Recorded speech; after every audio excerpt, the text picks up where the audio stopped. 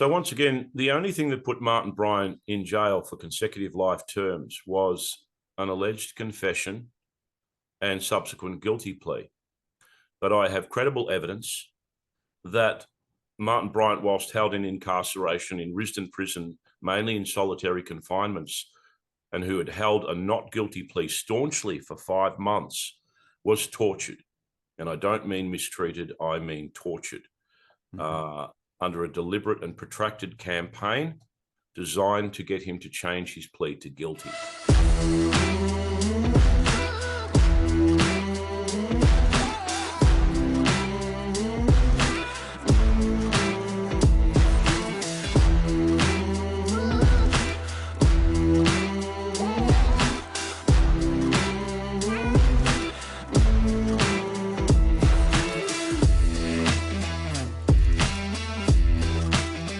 It's nice to meet you, man. Yeah, been a little while trying to get this together, but it's a very busy time. So I've got a lot coming down the pipeline, put it that way. Yeah, I bet. Yeah, it has been a while. I mean, it's just one of these things. Hey, with when the stars align, I kind of this is how it all is meant to be and meant to unfold. So I tend not to rush or put too much pressure on myself or anyone else to make things happen. But I'm glad you're here, mate. It's a great privilege to be able to speak to you. Pleasure. Yeah, look, I wish I could say the same, but I've just got a million things going on, all kinds of projects. So I've got a feature film coming out, a horror feature film. I've got 3 novels coming out, a blues Wow. album. I sing the blues, and the Wasp Files, of course, every Tuesday. And I'm moving house. So, yeah, it's all just come at once before Christmas. Yeah, that's But, crazy. I'm used to it. Yeah, right. So you're obviously a man of many talents. So give me a bit of a snapshot of how you come to, because I've only known you obviously through the Wasp file, so I don't know really much about your history and about, what you've been doing up until the point that you started to explode it on the Internet of Things. So give me an idea of your background. I'm basically a writer and a filmmaker, and I've been that for over 40 years. Mhm. And I've made independent feature length films. I ran a cabaret club for a while, a licensed restaurant, bar, and cabaret club, and I was writing, producing, and performing in shows every night. So very much on the theatrical side of things, and yeah, just also writing books. Um, and we've made a horror feature film which will be released next year. It's pretty slick, and we have some pretty big boys interested in it. So, and back in 2016, my introduction to Port Arthur was I was shopping around for an idea to be able to make into a feature film, and someone said, "What about Port Arthur?" And I thought, yeah, that's a pretty pivotal moment in our history. So I Mm. thought I'd do a film about it, and I had to make a very tricky decision whether to announce um, prior to the commemoration that was coming up in 2016 and release a press release. I thought that if I waited till after, the press would just ignore it. So I put out a press release that I was going to make a film about the Port Arthur massacre, and it exploded. Mm. And then there were a lot of media coverage of that press release. And I had my little stoush with Waleed Ali on the project. So yeah, it just opened up this huge can of worms. And I've been trying to make that film, and I will make that independent film, which will be an answer to Nitram down the track. I had a meeting actually with Justin Kurzel in LA, the director of Nitram, and with Stan, and I pitched the idea to them, and they said, "Oh, we're not interested." And then they went and made Nitram. So Nitram's way was cinema's way of brushing it all under the carpet. It was a heavy gravitas drama film, but totally inaccurate. Really? So I fully intend to make the film. But since then, it's been a really tough ask trying to get it off the ground. And this led me to feel like I needed to give something back to all the supporters. So I was interviewed by somebody for a podcast, and then I thought, well, maybe I should do my own. And here I am on the Wasp Files, Mhm. 9 exhaustive years later after researching Port Arthur. And it's a pretty grim and torturous journey. Yeah, I can imagine. When you exploded after making the announcement, that you were going to do the movie. What sort of pushback did you get? Was there some positive, some negative? Was it mostly negative? What when you said you had a stoush with Waleed, which I hadn't seen. So, um, yeah, what was the feedback like? Generally, if you consider it, the mainstream just were outraged and very critical and vitriolic towards the endeavour, Hmm. whereas a lot of people, just Australian citizens, were sort of championing it and saying, "Fantastic! Finally, someone's going to dig into this." Yeah. But certainly, the media were very hostile towards the project, and I was at pains to explain that it would be a very mature and factually based depiction of the circumstances of that tragedy. Mm. But yeah, it was it really kicked up a storm of debate on both sides, and I just found that look, it's a very sensitive issue. Even 29 years later, it's Mm. just very touchy with a lot of people. And I've always believed that this notion that no one want leave it alone, let's not talk about it. You're upsetting people. I just find that that's it's counterproductive to not only trying to get answers about this tragedy, but also to just explore it in the hard day of light, in the hard light of day, Yeah. and be able to put it to rest, to be able to get some resolution. Mm. And to this day, we haven't had that. So here I am, all these years later, and I'm not here to upset people. I'm not here to trivialise the event or glorify Martin Bryant. I'm here to ask questions and educate people on what they don't know about the Port Arthur massacre, and there is plenty of that. Yeah, I bet. So with the, I mean, you must be sort of trepidatious in terms of not wanting to open old wounds and things like that because it does have such a um, a raw sort of memory for a lot of people. But are you finding that a lot of people that have memory of that particular event, are they just they don't want to talk about it? They got their head in the sand, or I mean, what you mentioned about the media sort of having one narrative and then the public having another. I mean, that's just like the last 5 years has been a very good example of how the public want one answer and the media are just saying like it's just they're sweeping things under the rug or they're totally counter narrative. But more to the point in terms of the sensitivity around it, like, how careful do you have to be in order to not ruffle anyone's feathers, or is it more of a pushback of people don't want to know the truth? Does that make sense? It's a bit of both. I've had multiple death threats Really? since I announced not only my intention to make a film, but also with the WASP files. I've been unofficially warned off by former members of the police and the military to leave it alone, to not wake the sleeping bear, so to speak. Hmm. A lot of people are just, yeah, saying, look, why are you ripping off the bandage from old wounds? Leave it alone. It was a long time ago. It's disrespectful to the victims. But I have good friends who are direct survivors from Port Arthur, one of whom took a bullet in the throat and survived on the day. And we've Wow. become friends. And these people have a very different story to the mainstream narrative. I'm very disappointed with the media, but not surprised. The media pretty much run in lockstep with the government. So they will just push the agenda, which is basically that Martin Bryant was the sole perpetrator. They certainly demonise him in the press. Hmm. And one of the issues I have with that is that in the 29 years that he's been incarcerated at Rooston Prison, not one journalist has interviewed him ever, nor do they have access to all of the hard evidence that's been locked down till 2091, the ballistics, the forensics, the fingerprints.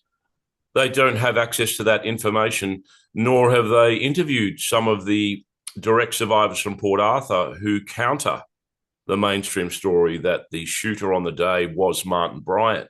And Mm. there are quite a few of those. Some of them are sadly deceased now. And the WASP files, why is my online channel the only channel that's given these people a voice? I Mm. interviewed Wendy Skua, who was a former Port Arthur Historic Site employee and who was a courageous and tough woman. And she had some very controversial things to say about Port Arthur. Stephen Howard, Graham Collier. These people needed to have their say. A big part of what I'm about is it's not about the popularity. It's not about me being a crusader or an activist. I wanted to give people the chance to have their say. I can't stand tokenism. This whole notion of let's not upset everyone. You know, people need answers. A lot of the Port Arthur survivors wanted answers, and they never got them. They were pushed to the side and treated very, very badly. Mm. So part of me, I do care. This is not a pleasant journey for me. Yeah. It's cost me quite a bit. I've sacrificed a lot, but I'm here, and Mm. I want people to have the chance to say their say. Yeah. Well, did you have much of knowledge about Martin Bryant and the Port Arthur massacre prior to taking on this project? And was that something that you were just acutely aware of, or did you have some more details or facts to intrigue you enough to want to pursue this?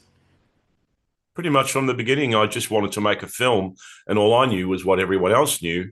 Sure. That a young man of 29 years went down to Port Arthur on the 28th of April, 1996, with high-powered rifles such as this, the Colt SP1 or AR-15 equivalent, and opened fire on the civilian population and killed 35 men, women, and children and injured 23 others.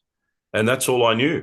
Mm. But like any good filmmaker, I wanted to write the script. I started to research, and I didn't just go with what I'd read online or what had been reported in shows like 60 Minutes and A Current Affair.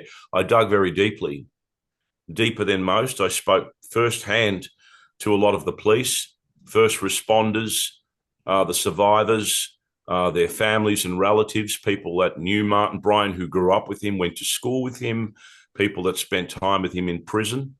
And I very quickly found out that there were a ton of discrepancies and anomalies with this tragedy. It just didn't add up. Mm. And I'm very scientifically minded. I'm not what you would consider to be a conspiracy theorist.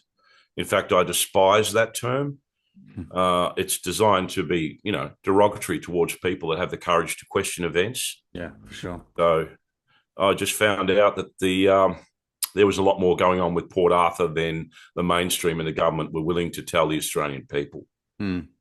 What was the most shocking thing, or what was there a one particular thing that made you stand out, or that stood out about Martin Bryant that made you start to question that perhaps things were amiss? You said you mentioned a ton of things were missing, but was there one particular thing that made you flip the switch, or made you even more curious to go down this path? Well, there were quite a few of those, but I think the ones that stood out firstly were uh, Martin Bryant's physiological and psychological disadvantages to be able to carry out something as with the breadth and scale of that assault.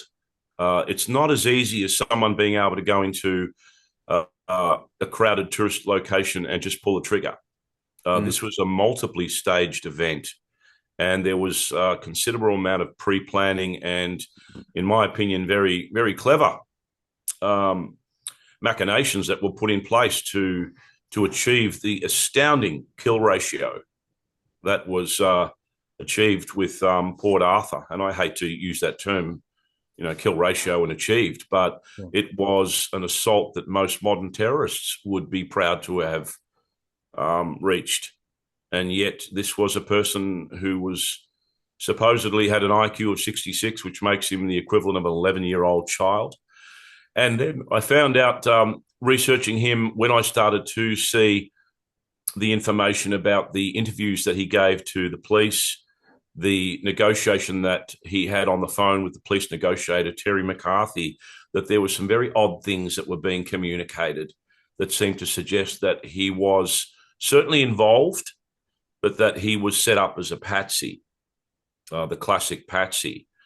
And as outrageous and far-fetched as that seems, some of these started ringing alarm bells. There were also a plethora of very coincidental circumstances prior to Port Arthur that seemed to suggest a foreknowledge of the event. and the mechanisms that were put in place by the authorities to control the outcome of that event. Like what? I could list them. There was, if you want to call them coincidences, and I will. Most people who know about Port Arthur know about the infamous morgue truck.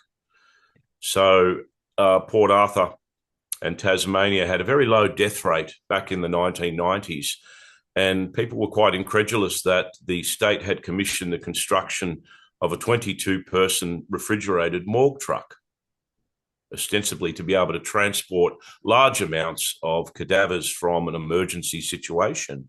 And people were like, we get, 3 or 4 deaths a year here.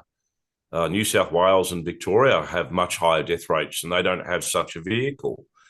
Lo and behold, after Port Arthur, there was this vehicle that was very fortuitously available to deliver the corpses to the coroner's court. The Hobart Hospital had just implemented Code Brown. Mm-hmm. Code Brown was a protocol for the hospital to be able to deal with an influx of mass trauma victims, a protocol that they could immediately jump into. This literally happened in the days before Port Arthur. So when there was a mass influx of trauma victims, the hospital was ready to go with the resources and the training to be able to deal with it. Some of the other coincidences were that Barry Unsworth, the former New South Wales Premier, during the attempts by the federal government to implement nationwide a uniformity with the gun laws, stormed out of the meeting and was famous for quoting, "Look, there'll never be uniform gun laws in Australia until there's a massacre in Tasmania," which, of course, occurred. Very famous anti-gun advocate Roland Brown also was quoted in the paper in the months before Port Arthur saying there will be a massacre. Now, these could have just been faux pas, just, discussions on it, but there's a million of these. On the day, there was a trauma surgeon convention down in Hobart where there was a number of trauma surgeons there specifically for a conference on dealing with mass trauma injuries. So it was very fortuitous, once again, to be able to have these trauma surgeons on hand to deal with the gunshot victims that came in.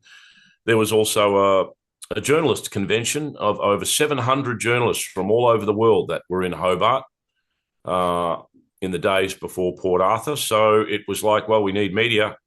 There they are. And they were bussed in by the droves and escorted onto the site. So the media coverage was there straight away. There are just, I could go on. There are many, many coincidences. And look, you can, as I said, I'm scientifically minded. You can say, look, they're just coincidences. But when you have dozens of these, you start to suggest that maybe there's an indication that this was pre-planned, that this wasn't just an out of the blue event. But there are many things with the way that the investigative and judicial process were carried out as well, that suggested that there was a cover-up. To this day, there's never been an open trial. Martin Bryant has never been cross-examined. There's never been a state-mandated coronial inquest. And we haven't had a royal commission. Now, this was the biggest mass killing by a lone gunman in world history at the time. And by law, we should have had a coronial inquest. But that was quashed by our then Prime Minister of the day, John Howard. So to this day, all of the hard evidence, the ballistics, the forensics, the fingerprints, cross-examination of witnesses and Martin Bryant, it just hasn't occurred. We don't have access to that information, and it was initially placed on a lockdown by the Hobart Supreme Court for 30 years from 1996, due to expire next year. Mm-hmm. And in 2016, I discovered that the Tasmanian Archives Heritage Office had been given the charter to digitise all of the records of Port Arthur and lock them down under the highest restrictive category, E75, Chief Police Commissioner's eyes only, for a further 75 years. Wow. So you, me, and everyone associated with Port Arthur will be dead by then. Now, this happened 29 years ago. If he's done and dusted and he was guilty as charged, then why not release the evidence that 100% beyond reasonable doubt would prove that guilt? But it hasn't occurred. Mm. Yeah, it's mind-boggling. But like you said before, I mean, there's definitely a trend that you've picked up on, which is certainly lighting the road for many, many anomalies that are just that don't make any sense. But it's also, I can understand why you're being so diplomatic about it, but at the same time, it's just like, if it's what they say, if it looks like shit, smells like shit, well then, it must be shit, right? So, I mean, these are all sort of lighting the path to something that's certainly a conspiracy to coordinate this event in the days and months leading up to it, and then obviously the narrative that's been spewed out up until this point. But I guess, look, my knowledge of it, I hear stories, and I've heard these stories through like my parents, for example, and they've talked, I've heard about it growing up. And then over the years, I've read certain articles, listened to certain things, but more recently, I've had like a mate of mine goes to Tasmania, happens to sit next to a guy, and the guy says, I picked up Martin Bryant as a hitchhiker a week before, or his mate picked up Martin Bryan a week before, and when he was actually happened to be in the cafe, and the shooter, looks at him and lines him up, and then sort of says, "No, I know you," and then kind of went to the next person and off the next person. So the reason why I tell you that story is because I don't know how true or untrue that is, and you must have at least come across many, many witnesses and corroborations between all the locals at that time to say this is my story, this is my version of events. So, I'm interested to know, like, what do you hear? How do you sort of marry these stories up and sort out truth from fiction? Like, how do you go about that?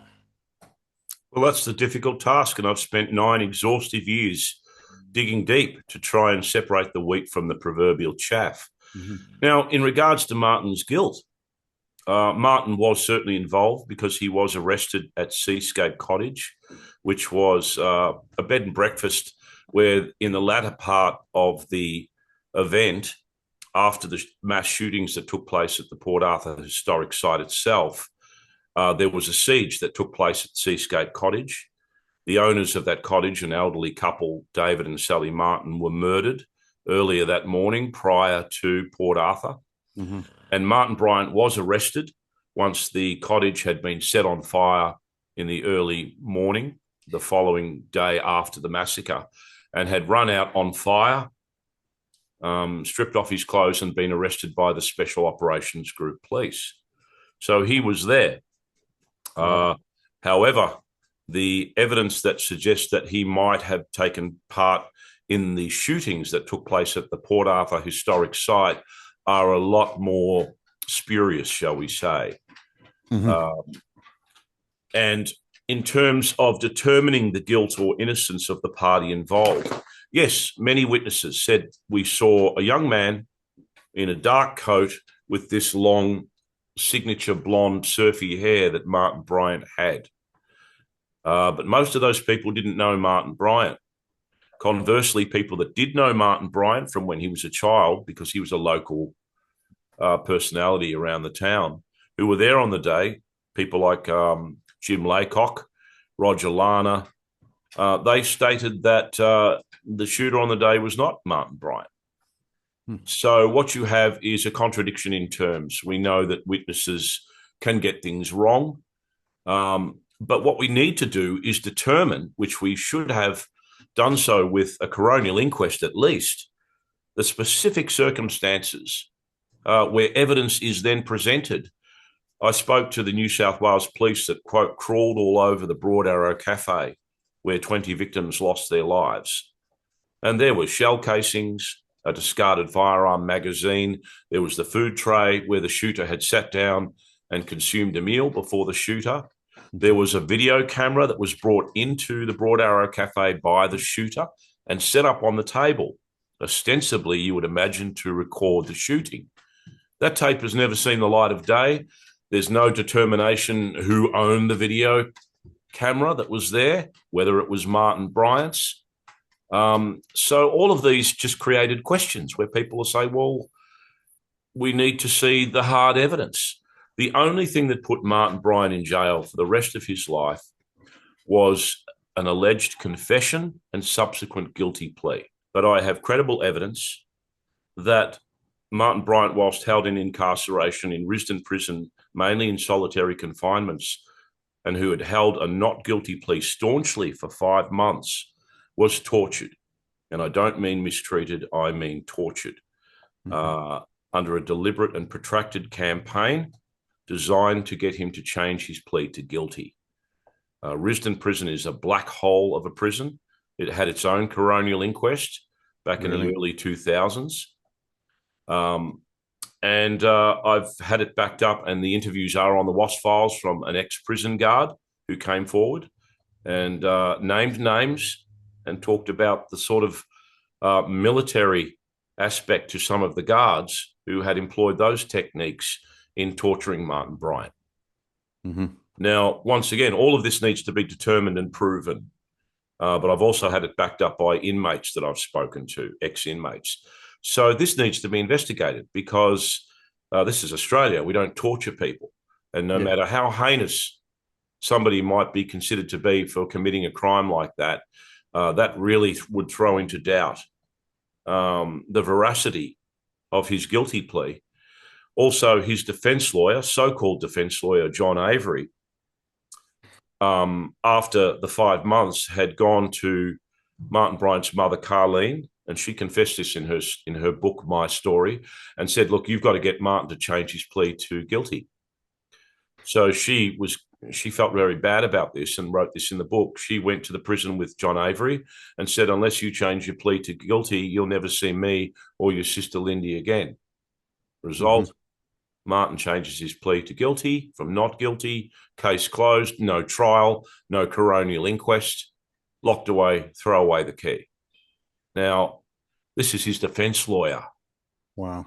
This is a person who was designated by the Hobart Supreme Court back in 1993 of not being mentally capable of handling his own affairs with an IQ of 66. John Avery didn't go for an insanity plea. I've read all of the psych reports in relation to Martin Bryant. They're very nebulous. Some say he had schizophrenia. Some say he didn't. They don't really determine anything concrete such as a sociopathy or a psychopathy or a split personality disorder. He's quite an enigma when it comes to his psychological makeup. I've had people tell me that he wasn't as unintelligent as made out and dim-witted, that he could be quite clever. These are questions that just need hard answers, which are not being provided by the authorities. I've been trying with every breath in my body to get the answers to help put this to rest. So what about the skill set process of itself was atrocious. Yeah. But what about the skill set of a marksman, I guess, to carry out? Because you said earlier in this conversation the kill ratio. So like, does that mean how many people in a short period of time? Like, to do what degree of accuracy? Is that what a kill ratio would explain? Like, how would you explain that? Look, a lot of people who comment on the WAS files who were ex-military or current military, who are very highly trained, some of them were ex-SASR, have said that they couldn't equal that feat with firearms. Yes, 20 victims were taken at the Broad Arrow Cafe at very close distances. In essence, you could say that it was like shooting fish in the proverbial barrel. One of the most disturbing aspects of the Broad Arrow Cafe killings was that there was a fire exit door that was nailed shut, and 6 people lost their lives directly because they were trying to get out through the fire exit door and it was nailed shut. Now, that alone should have mandated a coronial inquest, and a lot of the Port Arthur employees and survivors were adamant, outraged, calling for an investigation and an inquest into the work health and safety failure of a government-run tourist site that led directly to 6 people being killed.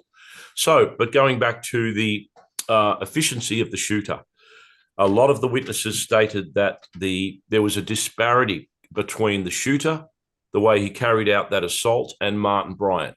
Martin Bryant, as I stated, was very uncoordinated, was known to be very clumsy, not proficient with the use of firearms. Witnesses on the day stated that the shooter was calm, methodical, precise. Neville Quinn, who was one of the survivors, stated that he was the best trained army man I've ever seen. His stance was unbelievable. Wow. Now, as I said, a lot of people think it's easy enough to, with a weapon such as this, which is a semi-automatic rifle, sort of like the civilian version of the classic M16, which was famous during the Vietnam War, has a 30-round magazine. It's very compact, lightweight, very little recoil, and it utilizes a .223 caliber round. The military equivalent is 5.56 by 45. At close ranges, it's a devastating round. So yes, people were frozen in spot in their seats. They were shot. There was the majority of the killings in the cafe were headshots. Now, being a shooter of many years, it's one thing to shoot targets. It's another thing to engage live human beings. There is a lot of factors that come into play, you would imagine, with a physical assault, such as the adrenaline rush that would go through you, the panic, the unpredictable nature of what people would do, people trying to stop the shooter in their tracks. Somebody threw a tray at Martin Bryant, or the shooter. There are so many things that you need to take into account. Improvisational ability, thinking on your feet. Once the shooting had taken place in the cafe, the shooter then exited, opened fire on people in the exterior location of the Port Arthur site, went to the buses, killed people on and inside the buses, in some cases shooting through the window of a bus into another bus. Then they continued out of the Port Arthur site, killed more people along the way, commandeered a vehicle at the toll booth, executed the occupants of that vehicle, took that vehicle to Seascape, took a hostage at gunpoint, executed the hostage's partner, and made their way to Seascape, which was set up as a siege location. This is an immensely well-executed plan. Yeah. And somebody with an IQ of 66, pretty clever. The only 2 police officers that were close to the Port Arthur historic site were lured away prior to the shooting on a wild goose chase with a report that there were drugs stashed in the saltwater mines 30 minutes away from Port Arthur. So the 2 police officers went over there and discovered jars of soap powder while they were over there. Yeah. Very clever. It is, isn't it? There were a lot of reports once the siege took place at Seascape that there were multiple shooters. One of the real alarm bells that rang for me was there is a recording, an audio recording of Martin Bryant, and yes, he was at Seascape, calling himself Jamie while he was talking to the police negotiator, Terry McCarthy, who I spoke to at great length. And whilst he's amiably talking to Terry McCarthy saying, "Oh, I've got some hostages. I'm going to make a cup of tea for them." And the kettle's squealing and they've got some sandwiches here. And in the background, you can hear clearly gunshots. Someone else is shooting. The police tried to explain this away as being coughs. There was something like 20 coughs, which were later independently verified to be shots from an SKS semi-automatic rifle. So someone else was shooting at the Seascape cottage whilst he's on the phone talking to the negotiator. Very unusual situation there. Interestingly enough, Martin Bryant was at Seascape cottage. As stated, he was calling himself Jamie. He wasn't identifying himself. When the vehicle was commandeered at the toll booth after the shooting at the Port Arthur site, what was left behind was Martin Bryant's yellow Volvo with the surfboard bolted to the roof. And in the glove box was Martin Bryant's passport. So ostensibly, you go, yep, that's Martin Bryant's vehicle, and that's Martin Bryant. During the police negotiation, Martin wouldn't identify himself as anything other than Jamie, but he rattled off his passport number. And of course, they found the passport and made a connection. So it's when I spoke to Terry, he said that the conversation was very odd. At one point, Martin had asked, what's gone on at Port Arthur? And Terry McCarthy replied, well, there's been a lot of people shot at Port Arthur. And Martin's response was, oh, they weren't killed, as a question. And you think, well, that's kind of odd for someone who would have just killed 35 men, women, and children with impunity, that they would know what they did, or at least confess to it. Just questions. Yeah, right. And, does it prove one way or another his involvement, his guilt? No, it doesn't.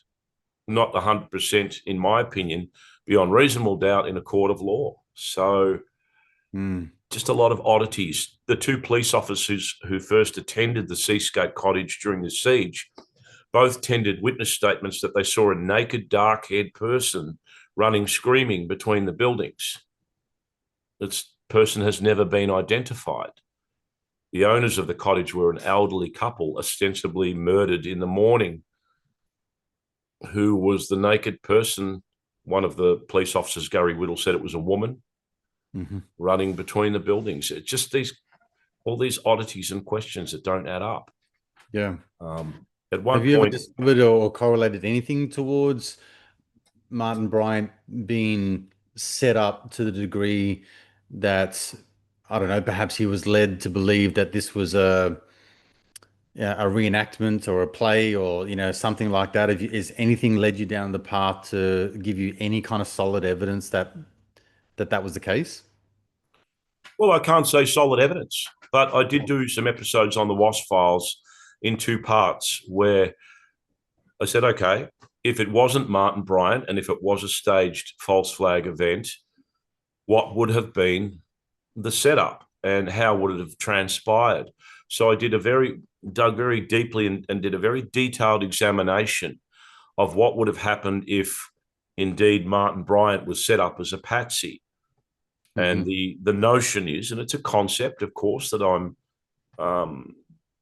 just discussing from a hypothetical point of view, that he may have been lured to Seascape Cottage and groomed by, intelligence and special operations police to take part in a counter-terrorism exercise, and that he was going to play the role of Jamie, the hostage taker at the cottage, and that he was kept there and told, bring along your Volvo, your yellow Volvo, bring your firearms, bring your passport, and that they sent a professional shooter into Port Arthur Historic Site, who then carried out the shooting, made their way back to the Seascape Cottage, and in the following morning, Martin was drugged and the cottage was set on fire. So ostensibly the patsy was meant to die in the fire. When he ran out and was arrested by the surrounding Special Operations Group police, they said, quote, he was grinning and out with the fairies. This was a person on fire. So look, as outrageous as it sounds, it's a possibility. As a matter of interest, I filmed a trailer for the attended film that I wanted to make on the Port Arthur massacre, and I had two different actors playing Martin Bryant. One of them was obviously wearing a blonde wig, and nobody picked it up. They just assumed it was the same person. Very clearly, the person just adjusts their hair. I wanted to prove a point that all the witnesses saw a person in a dark coat, a young man with long blonde hair. But there were disparate witness statements about the appearance of that shooter on the day. So, of course, it's a possibility. Those episodes are on the WASP files, and they're an interesting examination of the possibility of it being a false flag. As a matter of interest, it's regarded that the reason there are holes in the Port Arthur official narrative is that the initial target was not the Broad Arrow Cafe, but the Bundina ferry, which took tourists across to a little island called the Isle of the Dead, which is a historic island where there were grave sites. The shooter had entered the site and parked down near the water's edge and tried to get on the ferry.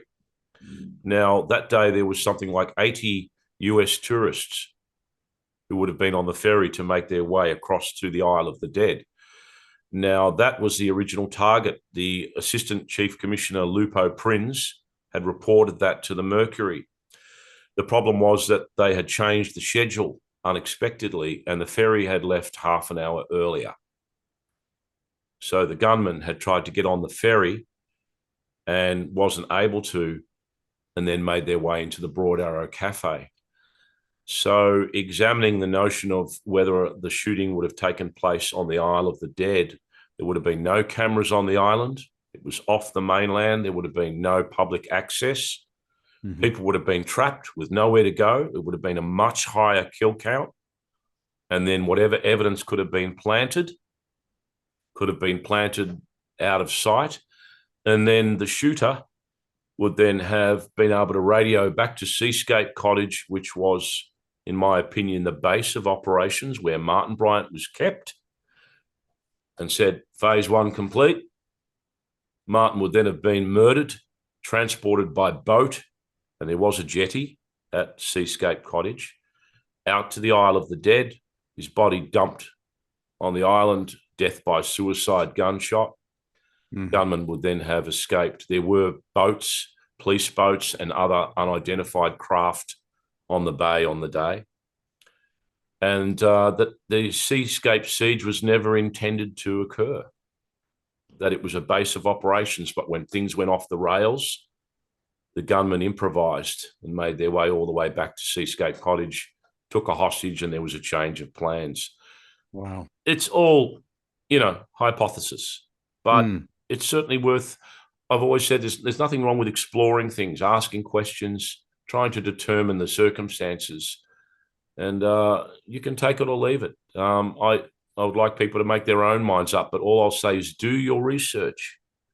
Don't just listen to Ray Martin on Current Affair and, what the media tells you. You have to do your research and dig very deeply, and you'll discover very quickly that things are not as they seem. Yeah, absolutely. With everything that you've discovered and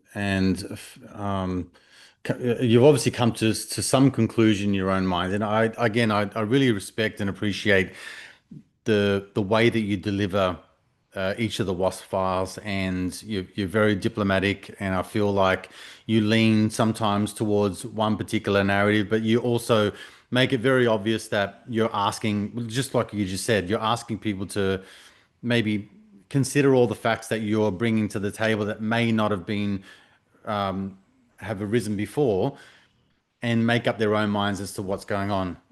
But I wanted to ask you that with everything that you've discovered so far, and I'm sure, I don't know, you may feel the same as what I do, that a lot of these events that happen in our lifetime, whether it be here in Australia or overseas or wherever, I mean, I've spoken to a number of people, and one in particular, his name's Ole Demigard, and he looks into a lot of shootings and assassinations and things like that. And his personal belief is that 99% of them are coordinated via the governments and military and things like that. Is everything in your minds so far pointing towards a Australian government and Australian military combined effort to coordinate this event in the lure of taking everyone's guns and reforming, gun change and things like that? I mean, that's, I guess, a common perspective of what people would sit on this side thinking of, this is the undercurrent or this is the reason why everything was done. But what are your thoughts?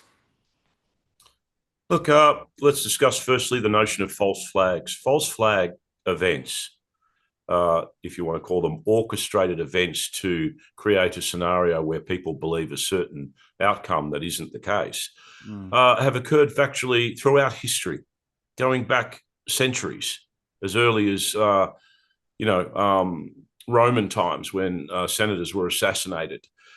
even events during World War II, prior to World War II, such as the famous Reichstag fire, which was a German Nazi building that was ostensibly burnt down by the communists, so that the emerging fascist Nazi party could then blame the communists. And that was later on discovered that it was a deliberately lit fire to create that scenario. Mm-hmm. So false flag events would, you would imagine, be carried out by very shady aspects of government and or intelligence agencies. We like to think that our governments above board are benevolent and do the right thing by their civilian population.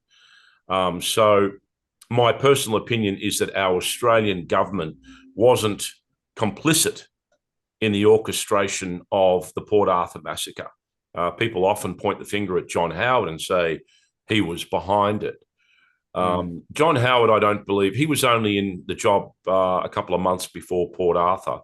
However, federally, the federal national uniform gun laws were drafted by the federal government as early as 1991. There was an agenda to implement gun control on a nationwide basis, but the states had all balked at that.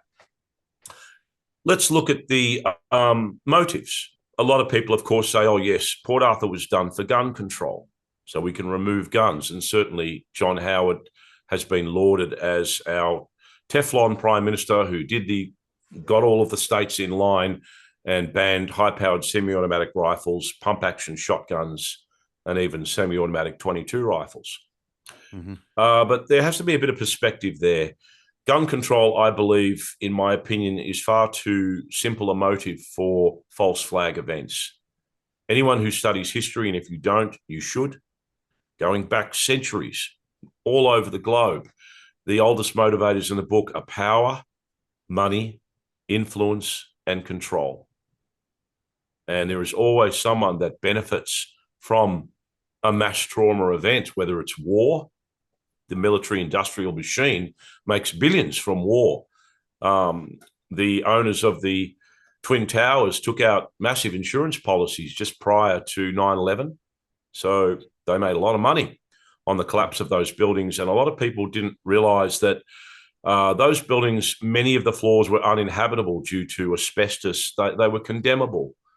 Those huge towers were not really efficient in terms of being functioning modern residential and business offices.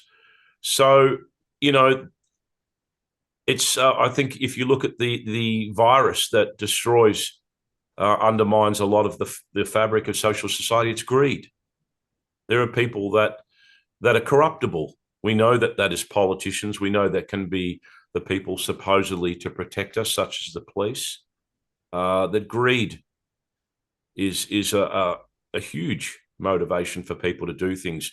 Intelligence agencies can be very ruthless. You only have to look at the history of organizations such as the CIA, Mossad, KGB. Are they these shining paragons of virtue and transparency and accountability and doing the right thing? No, they operate in the shadows. That's the whole point. The whole point is they have to control the underside of life so that we can continue on our bright, happy little sunshine journey above the surface. Now, intelligence agencies murder, they assassinate. I mean, look at the Rainbow Warrior bombing that took place in New Zealand, which was then later on attributed to French commandos. And there was a person killed in that event. And, after much investigation and dispute, the military soldiers were imprisoned. But, anyone who just thinks that their governments are all above board and don't do the wrong thing by their civilian populations is deluding themselves. You also have to, if you want to just examine the statistics, the governments, whether they are dictators or despot rulers, that have disarmed their civilian populations and then murdered them in their millions. This is going right back through history. So are they capable of such events? Absolutely. And I would say perhaps not the the mainstream of government or even the majority of police forces, which, you know, um, act within the boundaries of the law. But there are shady aspects. You want to call them a deep state, or if you want to call them, nefarious players that work behind the scenes to implement an agenda. Interestingly enough, prior to 1996, the Port Arthur massacre, firearm homicides in Australia were on the decline. They weren't going up. We didn't have a gun problem. We did have the massacres in Victoria in 1987, Hoddle Street and Queen Street. Mm-hmm. Our then Premier at the time, John Cain, then implemented bans on high-powered semi-automatic rifles, and you could imagine that that would be a precedent case for a nationwide event that would then remove those type of firearms from Australian society. As a matter of interest, there are more firearms now in Australia than there was before Port Arthur. Some of them quite sophisticated. You can't get semi-automatic high-powered rifles, but you can get straight pull shotguns, which are virtually as fast as a pump action. You can get pump action high-powered rifles, just not semi-autos, semi-automatic handguns. So there's plenty of firearms out there. A little bit of perspective. Once again, in 2023, the homicide rate for Australia was 247. Of that, 27 were gun-related. And of that, the majority were criminals using guns against other criminals. We don't have a gun problem in Australia. There is an estimated 4 million registered firearms in Australia. The media are quick to hysterically proclaim that anywhere between 250,000 and 1 million unregistered firearms are there as well. So that's 5 million firearms out of a population of 28 million. And the salient question has to be asked, why aren't we shooting each other in droves? Yeah. A lot of guns out there, more than there was before Port Arthur. We don't have a gun problem here. Australians just generally don't resort to firearms to resolve their issues. Criminals, of course. We've got broad daylight shootings in Victoria all over the state by criminals who will just shoot somebody in broad daylight in front of their children at a cafe. Somehow they didn't get the memo. So look, I don't have a problem with gun control, sensible gun control. I think that's fine. But in terms of a motive, there are far more insidious and nefarious power players on the world. They've got a much higher agenda when it comes to, basically looking after their own needs. And the rest of us, we're just fodder. Yeah, and their agendas played out over many decades, right? So, if not centuries. So, yeah, that's something to take into account as well. What do you see in your mind, Paul, as to the final objective of everything that you're doing? And is it just to bring everything to light and to get the justice that is deserved for the victims of Port Arthur? How do you see this coming to light? How do you see it? How do you envisage the I guess the rightful information that should be brought to the table so the public should know what's going on? I'm not a crusader. I'm not an activist. As I said, I found myself on this journey. I'm not about popularity. Yep. It's heartening to me that the channel in a little over 9 months has achieved something like 2.6 million views. As I said, it's not about the popularity. One of the most heartening things to me is when people comment and say, wow, I didn't know that. My job is to educate people on what they don't know about the Port Arthur massacre. And not only that, on a greater level, to ask questions, to not just blindly accept what the media tells them, what the government tells them. That doesn't mean you have to sort of rah-rah for the people. It just means, open your mind to questioning. There's nothing wrong with asking questions. Sure. And my lasting legacy will be to create the resources library for the Port Arthur massacre, every single thing. And I've got a lot of information that's not publicly available. All of the witness statements, formal documents, all the photographs, as much as I can put together. and I'll make it freely available to everyone to pass the baton and say, well, you can carry on. I want our authorities to squirm. I don't want them to think that they can just go, look, we're going to lock the information away till 2091, need to know basis. No, Hmm. they work for us, not the other way around. Why do we have these suppression orders? Prime Minister John Howard had repressed the 28 names of the high elite pedophiles that had Yeah. been presented in Parliament by Senator Bill Heffernan, that was Hmm. given to him by the police. And there were some very high powered names on that list, including an ex prime minister. Hmm. John Howard, in his wisdom, has repressed the identity of those perpetrators for 80 years. Now, these are people that should be in jail. If it was you and I, we would be just It would tossed in be. jail straight away and exposed. But Yeah. this is Australia. We're supposed to be a democracy, the lucky country, transparency, accountability, freedom. That's certainly not the case here. Hmm. And all I want to do is, I would like Australians to wake up. We are starting to. There are some fundamental rights that have been stripped from us over many decades. They've just been undermined to the point where, I don't know about you, but I don't feel like our country is acting in the best interest of their citizens. We've got some major Great. problems here, and the government just seems to ignore the needs of the people and do what they do with impunity. Mm. So something's seriously wrong here, and we are supposed to be the ones that have the power, and Yeah. it's just not right. No, it's not. And I think, look, the day of reckoning is coming. I think there is the information that is coming to light at the moment is coming out too fast. And I think the only thing that would stop that would be to shut the internet down. I think like it's possible. I guess it's a plausible notion that it could be, but I honestly don't think that it's going to happen. I think that there's just too much information that's coming to light. I mean, it's hard to Maybe. say when or where or how long it's going to be, but I think there's a lot more people out there like you and I who are asking questions, who are having these conversations and trying to bring as much of this information to common knowledge so people can then, as you said, start to maybe question a few things. So I don't want anyone to walk around with looking over their shoulder all the time or sleeping with one eye open. I think like we don't want to grow a group of pessimistic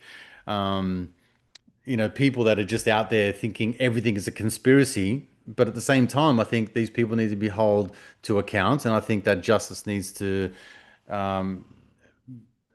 prevail. And like you mentioned, the Wood Royal Commission and all that kind of stuff. Like these are just sickening events that should never happen at that level. And unfortunately, yeah, our country is rotten at its core, and I think that the sooner that we sort of clear out that rot and that sort of cancer to our country, I think the better. As to how that's going to happen, I honestly don't have the answers, but I think it's coming, and I think it's coming at a rapid rate, to be honest with you. So I don't know Well, what's going they're to. really putting the stopgap on. Look at the internet. Now Yeah, you've got, you're going to have to sign in with your ID to get on the exactly. internet. You know, ostensibly for the good of society, we're banning access to kids under 16. So, It's obvious to me that with the popularity of the channel that I've created, that I'm shadow banned, that the numbers just sort of dwindle down. They've found the one way to control the last bastion of a legal loophole, which is the internet. By yeah. controlling it with AI, there's a theory that the internet's dead, that something Mm. like 50% of the material is created by bots, and that 50% of the responses to those bots are other bots. That, how do Right. you know that your information is reaching anyone, that what you're getting back isn't all just algorithms? So they are crushing the freedom of the internet. And I guess the last stalwart of people that are presenting information that's alternate to the mainstream are social media influencers, your Joe Rogans and whoever else, William Ramsey's and so on, that are gaining popularity. Topher Field is a big one in Australia, Mhm. and they're providing an outlet that hopefully is an antidote to the I guess, the lies of the media, who just follow along with what the government does. And the mainstream media seems to be dying. People don't believe them anymore. They don't trust them. The whole term fake Agreed. news, can very much be applied to a lot of these media outlets, because they don't do what they should do, which is objectively, fairly, and in a balanced way report the news. They make the news, and I've Yeah, certainly had my stoush with the media. And curated. Yeah, agreed. But I think, Paul, like you said, everyone needs to keep their faculties about them and still understand that how hard it wouldn't be that difficult to infiltrate the podcasting world or the alternate media world and start to put your tentacles out there and corrupt that system as well. So, I think it'll take on new forms and shapes. But at the same time, I honestly think that there's too many people that have influence, that have money, that have um, they just have too much information at hand now, and I can't see it happening. I just cannot see. I can see major events and false flags, as you mentioned before, happening. I think that would still be a way of distracting us from the truth. But there's just so many people around the world now that are onto this, so I can't see it. I can't see it going any other way than, and it could be rough, like really rough, but I can't see it going any other way than everything coming to light. But in the final question that I have for you is like, what's it going to take to get this movie up and running? I mean, there might be someone else out there that could fund it or could help you fund it, or are you hoping that some of these sort of, the Netflixes and the Stans and the likes that would come along and take this idea and run with it. look, when I initially wanted to make the film, I took it everywhere. I took it overseas, to the States, to the UK, certainly here to Australia. Everyone was like, no, no, they didn't want to touch it. It's a very Yeah. grim topic. Um, and I do intend to, when I sign off on the WAS files, to put everything together and approach Netflix with the possibility of saying, let's fund a true crime documentary, including Yeah. reenactments and so on, because they seem to embrace true crime with Yeah. Dharma and Ed Gein and so on. Uh, don't like my chances though. Still, the movie Mhm. itself, the only way that will happen is I will do that as an independent feature length film, most likely self funded. It'll be Yep. low budget, but I know how to do it. It'll be very much akin to Oliver Stone's JFK, where I'll Hmm. have a central character that takes the audience down the journey of what occurred and explores both sides and says, well, this is what the police said happened over here, but then there's this. And then you create reenactments and depictions. And in the end, you let the audience make their own mind up, but you at least include all of the anomalies and discrepancies and factual events that are on record that will make people question. So I'll do it as an independent feature. I've done those before, and if the film we're releasing next year, which is more commercial, a horror film, does very very well, it might give me the funding and credibility to do so. Yeah, nice. So look, it's just a project that will go on, and I've got plenty of other projects.